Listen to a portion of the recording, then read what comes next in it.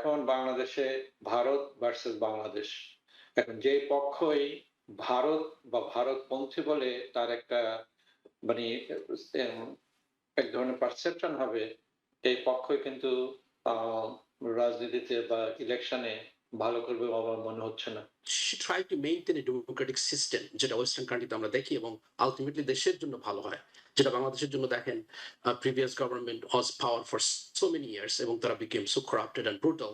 Election যদি হয়ে ধরে নিলাম যে বিএনপি জিতে গেল, তারপরেও যে পরবর্তীতে তারা যদি ওই দাবিদারি বা একজনের আশীর্বাদ নিয়ে ক্ষমতায় আসে, সেটা কতদিন ধরে রাখতে পারবে আমার যথেষ্ট সন্দেহ আছে। We see a different kind of Tariq Jia.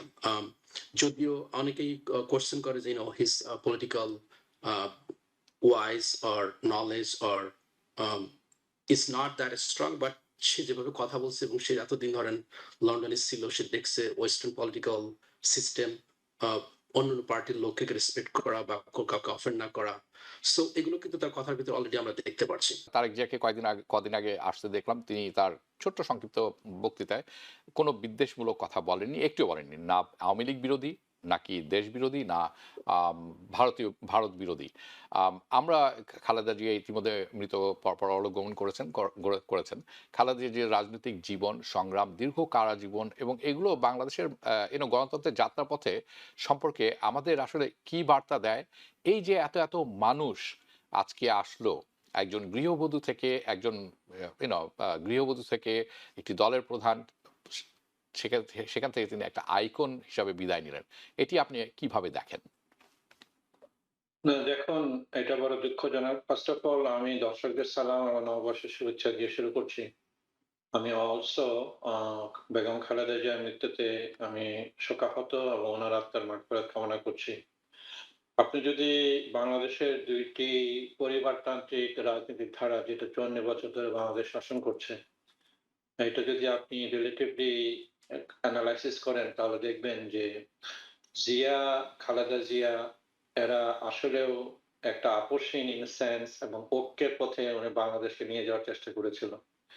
আমরা মহান স্বাধীনতা যুদ্ধ দিয়ে আমরা দেশ স্বাধীন করেছি। কিন্তু স্বাধীনতার পরে ২ পক্ষ ছিল। ২ পক্ষকে এক করার জন্য যখন জিয়াউর রহমান বিএনপি গঠন করলেন, সব মত পথের লোক নিয়ে উনি এগিয়ে যাচ্ছিলেন এবং সেই ধারাকেই বেগম খালেদা জিয়া সামনে এগিয়ে নিয়ে গেছেন। অফকোর্স সেই ধারাটা এখন কন্টিনিউ করবে কিনা সেটা এখন বড় প্রশ্ন। এখন হাবিব ভাই আপনি একজন জার্নালিস্ট, আপনি আরো খবর রাখেন। এখন যে ২ টা বয়ান তৈরি হয়েছে যে ৫ই আগস্টের পরে জুলাই বিপ্লবের পরে, যে এখন বাংলাদেশে ভারত ভার্সাস বাংলাদেশ। এখন যেই পক্ষই ভারত বা ভারতপন্থী বলে তার একটা মানে এম এক ধরনের পারসেপশন হবে, এই পক্ষই কিন্তু আ রাজনীতিতে বা ইলেকশনে ভালো করবে আমার মনে হচ্ছে না। এখন আনফরচুনেটলি যেই সংগ্রামী ধারা, আপসহীন নেতৃত্ব, ঐক্যের রাজনীতি এবং ভদ্র রাজনীতি, আমি কখনো খালেদা জিয়াকে খারাপ ভাষায় কথা বলতে শুনিনি আনলাইক শেখ হাসিনা। সেইটা তার পুত্র তারেক জিয়া এগিয়ে নিয়ে যেতে পারবে কিনা আমার যথেষ্ট সন্দেহ আছে। বাই দিস টাইম অনেক ধরনের ক্যালকুলেশন হচ্ছে। এখন আনফরচুনেটলি আমরা তো আমাদের শক্তিশালী নেইবার আছে। আমরা বন্ধু চাই, আমরা শত্রু চাই না। এবং এই কথাগুলো খালেদা জিয়াও বলতেন, আমরা কারো তাবেদার হতে চাই না। এবং সেই তাবেদারির মাধ্যমে যদি খালেদা জিয়ার দল, ফেলে যাওয়া দল তারেক জিয়ার নেতৃত্বে সেদিকে এগোয় তাহলে এটা বড় দুঃখজনক হবে। এবং সেটা আ ২৪শে জুলাইয়ের যে বিপ্লবী ধারণা, যে নতুন বাংলাদেশ গড়ার স্বপ্ন যে তরুণরা করেছিল তার এগেইনস্ট এ যাবে। এবং এটা যদি করতে যায় তাহলে ফল খুব ভালো হবে না।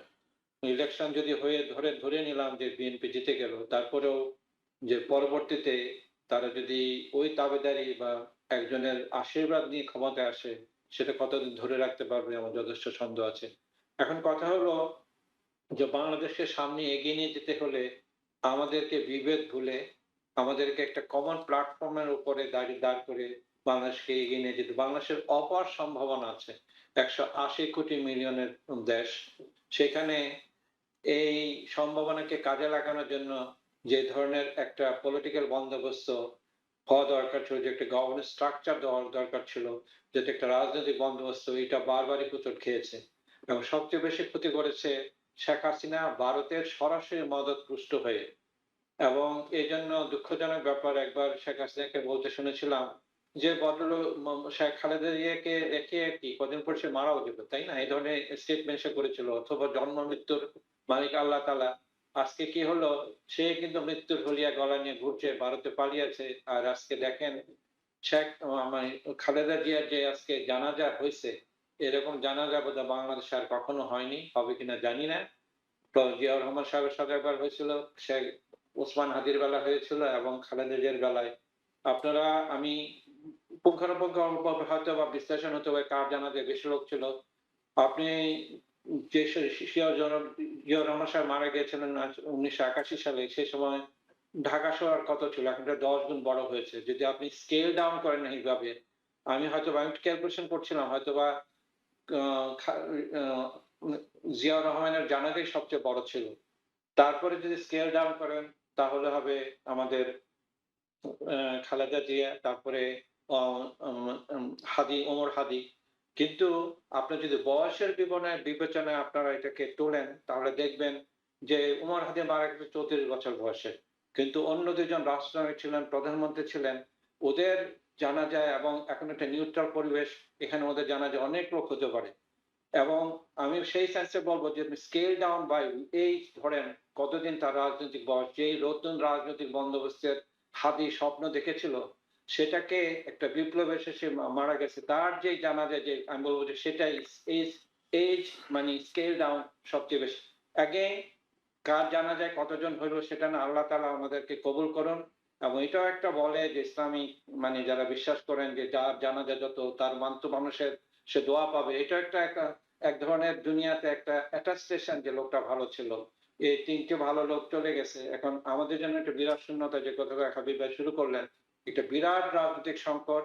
এই ইলেকশনটা যদি ঠিকভাবে হয় এবং মানুষ যদি তাদের ভোটাধিকার দিতে পারে, এবং তখন হয়তো দেখা যাবে, আমার প্রেডিকশন, যে কোনো দলই মানে মানে এনাফ ভোট পাবে না যাতে তারা নিজেরা সরকার গঠন করতে পারে।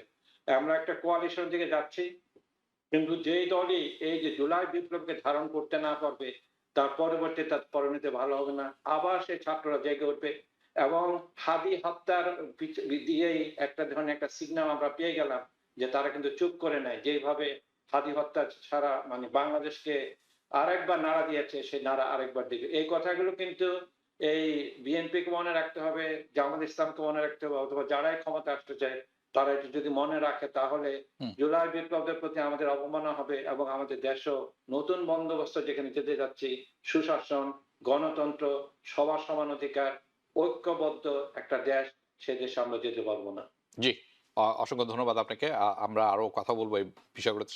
শেখ কামরুল আলম, আমি আরেকটি অন্য বিষয় আপনার কাছে নিয়ে আসছি, ইন্টার রিলেটেড। খালেদা জিয়ার জানা যায় বিদেশি কূটনৈতিক পররাষ্ট্রমন্ত্রীদের উপস্থিতি এবং ভূমিকা, আম, আপনি কেমনভাবে দেখেন? বাংলাদেশের পররাষ্ট্রনীতিতে এর ভূমিকাটা কি বলে আপনি মনে করেন? এটি একটি গুরুত্বপূর্ণ ব্যাপার।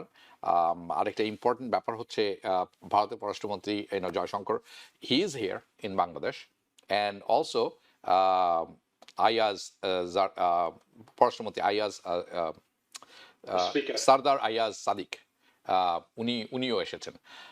আরো বড় ব্যাপার হচ্ছে, ভুটান থেকে এসেছেন, নেপাল থেকে এসেছেন, মালদ্বীপ থেকে এসেছেন। হ্যাঁ, দিস ইজ আনপ্রেসিডেন্টেড একটি ব্যাপার। এটি আপনি কেমন ভাবে দেখেন? আরেকটি ব্যাপার হচ্ছে, ঠিক এই ঘটনাতেই কিন্তু আমরা দেখলাম জয়শঙ্কর এবং আয়াজ সাদিক হাত মিলিয়েছেন। This is also unprecedented. How do you explain these things? কেন এটি এত গুরুত্বপূর্ণ ব্যাপার হয়ে দাঁড়ালো ইন্ডিয়া, পাকিস্তান দু দেশের জন্যই? এটি একটি ব্যাপার। আরেকটি ব্যাপার আমি আপনাকে যেটি বলবো, যে আজকে আমি দেখছিলাম সরাসরি সম্প্রচার, তারেক রহমান কথা বলেছেন, খুব অল্প বিস্তর কথা বলেছেন, খুবই অল্প বিস্তর, এটি লক্ষণীয়।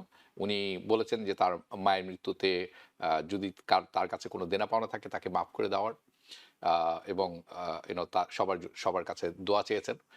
এইটি আমার কাছে মনে হচ্ছে খুব ভালো। যদি আমরা জানি এটি একটি ইস রিলিজিয়াস অকেশন, কিন্তু অত বড় ফিগার কাজে একটা পলিটিক্যাল অকেশনও এই ব্যাপারটি। How do you see all this? Well, thank you all. First of all, আমি বেগম খালেদা জিয়ার রুহের জন্য দোয়া করছি, সে যাতে বেস্ট নসিব করুক। Well, she was a 3বারের মতন ইলেক্টেড একজন প্রাইম মিনিস্টার, এবং Bangladesh is became one of the very significant country in the Southeast Asia. এবং after all this 15 years of যে শাসন হয়েছে, প্রিভিয়াস গভর্নমেন্ট যেভাবে করছেন, তার পতন হয়েছে, আগস্ট রেভলিউশন বলেন, এখন ওই see new democracy, new front, এবং সেখানে তারেক জিয়া আসছে, এবং we see different kind of Tarique Zia. যদিও অনেকেই কোয়েশ্চেন করে যে his political wise or knowledge or is not that strong, but সে যেভাবে কথা বলছে, এবং সে এতদিন ধরেন লন্ডনে ছিল, সে দেখছে ওয়েস্টার্ন পলিটিক্যাল সিস্টেম, অন্যান্য পার্টির লোককে রেসপেক্ট করা বা কাউকে অফেন্ড না করা। সো এগুলো কিন্তু তার কথার ভিতরে অলরেডি আমরা দেখতে পাচ্ছি।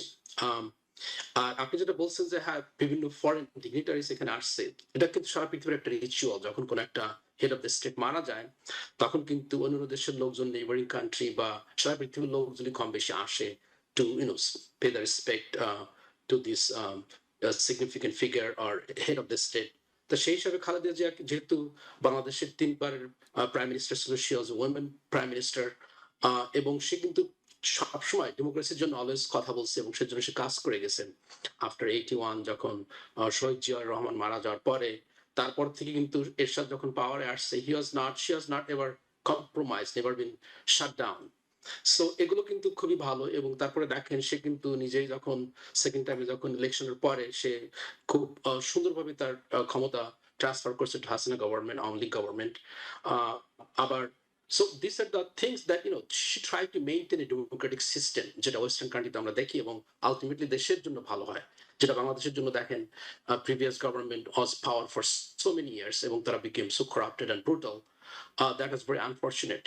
কিন্তু Khaleda Zia was always, tried to be centrist, tried to be mild, even though she has some mistakes, or her party has some mistake. আপনারা যদি অ্যানালাইসিস করি, দেখতে পারি তার গভর্নমেন্টের গভর্নিং টাইমটাতে অনেক সময় কোনো রিলিজিয়াস ফান্ডামেন্টালিস্টরা তারা দে টুক অপরচুনিটি, এবং সেখানে তাদের আরো ফোর্সফুল হওয়া উচিত ছিল to maintain the proper democracy, এবং অপোজিশন পার্টির প্রতি তাদের রেসপেক্ট থাকা উচিত ছিল, এবং তাদেরকে সিকিউর করার দরকার ছিল। But that's a different story. সেখানে আমাদের হিস্টোরিয়ান আছে, সেগুলো তারা খুব মানে ডিটেলস বলবে এবং দেখবে। কিন্তু আমাদের সামনে যেটা আছে, আপনি বলতেছিলেন যে হ্যাঁ, নেপাল, বাংলাদেশ, ভারত, পাকিস্তান এবং ইন্ডিয়ার ফরেন সেক্রেটারি বা foreign dignitaries they shook the hand. That's normal. That's the way it should be. You know what? We're a neighboring country, and we don't want any fight. We want to live peacefully with each other. We need to focus on business and improvement of the infrastructure, education, and other stuff, not to spend our resources to fight with each other. তা এগুলো কিন্তু ভালো দিক, এটাই কিন্তু হওয়া উচিত। Pakistan is a very important country in the Southeast Asia. They're nuclear armed, both India and Pakistan.